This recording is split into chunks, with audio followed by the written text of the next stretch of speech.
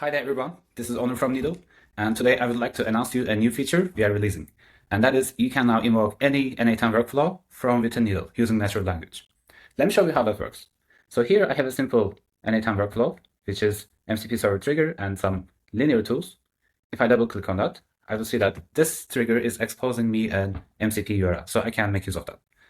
Let's copy that and activate the server. So I go to Needle, and I go and create a new connector on Needle using MCP. I use the URL that I copied over. And as you see, we support all kinds of MCP servers, either with OAuth or API keys or public. So let's click on public this time. And just like that, I'm able to list these tools from n8n, but with a Needle. Create connector, and now I can ask a question about this topic.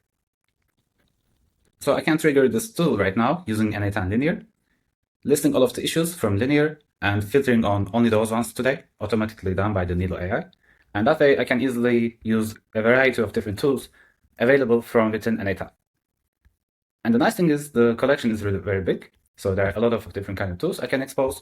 And maybe more importantly, that I can also call n8n workflows. If you have some complicated workflow, you can trigger the whole workflow using this kind of MCP integration. That's all from my side today. Thanks for watching. See you next time.